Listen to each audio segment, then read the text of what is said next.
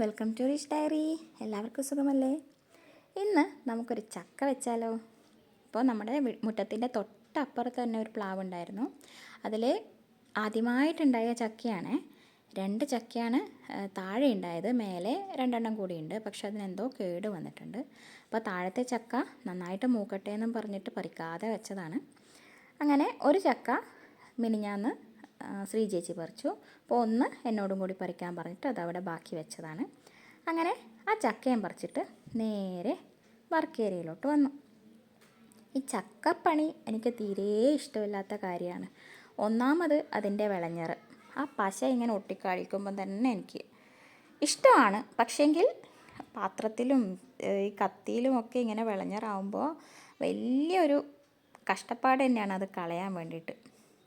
അപ്പോൾ ഇപ്പം ഞാനൊരു വിദ്യ കണ്ടുപിടിച്ചത്, കത്തിയിലൊക്കെ ആയ വിളഞ്ഞറ് കളയാൻ വേണ്ടിയിട്ട് അത് ചൂടായിരിക്കുന്ന അടുപ്പിൻ്റെ അവിടെ ഒരു പേപ്പർ, ചെറിയ കഷ്ണം പേപ്പർ വെച്ചിട്ട് അതിൽ വെക്കാറാണ് പതിവ്. അപ്പോൾ ആ ചൂടിലങ്ങ് ഉരുകി പൊയ്ക്കോളും. ഇല്ലെങ്കിൽ നന്നായിട്ട് ഓയിലോ ഒക്കെ തടവി അങ്ങനെയാണ് കളയുക പാത്രത്തിലൊക്കെ ആയതിന്.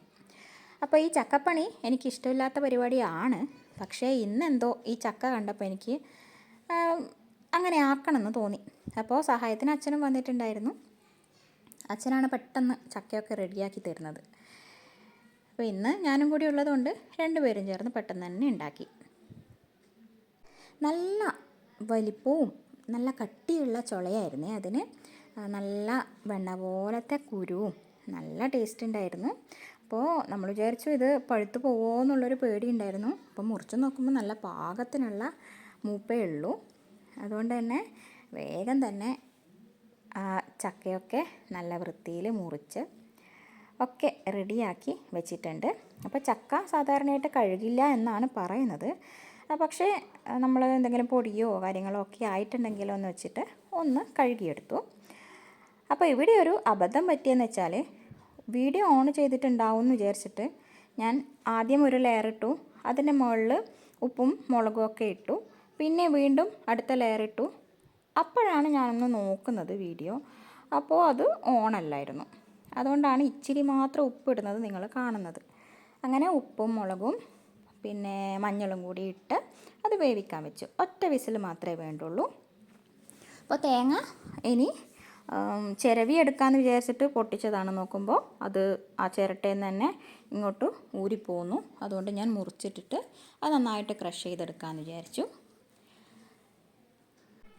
ചെറിയ ജാറിൽ ഇട്ടിട്ട് ജീരകവും പിന്നെ മഞ്ഞളും മുളകും ഒക്കെ ചേർത്തിട്ട് നന്നായിട്ടൊന്ന് ക്രഷ് ചെയ്തെടുക്കുക ചെയ്യുക.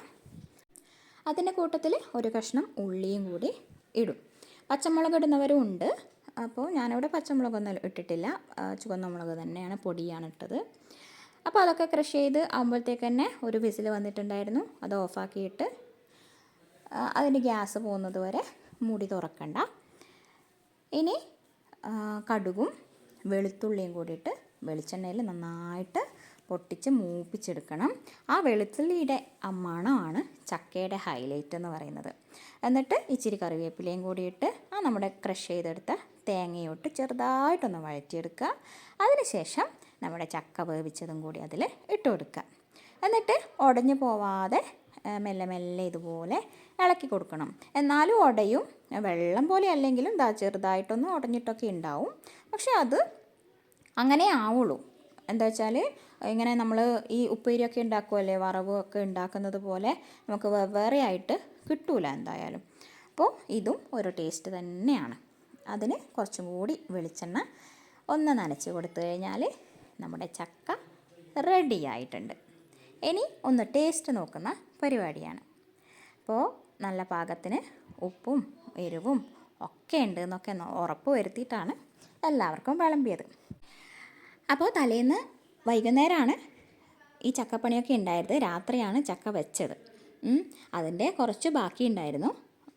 അതുകൊണ്ട് തന്നെ പിറ്റേ ദിവസം ഞാനും അച്ഛനും തീരുമാനിച്ചു നമുക്ക് ചക്കയും കഞ്ഞിയും മതി എന്നുള്ള കാര്യം. അങ്ങനെ നല്ല ചൂടോടെ കഞ്ഞിയും ചക്കയും പിന്നെ ഒരു ചമ്മന്തിയും. ആഹാ, എന്തൊരു ടേസ്റ്റായിരുന്നു എന്നറിയോ! ഈ ചൂടത്ത് ഇതുപോലെ കഞ്ഞി കുടിക്കാൻ വേണ്ടിയിട്ട് നല്ല സുഖമാണ്. നമ്മുടെ ശരീരത്തിനും ഒക്കെ ഒരു കുളിർമ ഉണ്ടാവും. ഇപ്രാവശ്യത്തെ ആദ്യത്തെ ചക്കവെപ്പാണ്. ഇടിച്ചക്ക ഉണ്ടാക്കിയിരുന്നു എന്നുള്ളത് മാത്രമേ ഉള്ളൂ. അപ്പോൾ എല്ലാവരും ചക്ക വെച്ച് ഇതുപോലെ കഞ്ഞിയും കൂട്ടി കുടിക്കട്ടോ.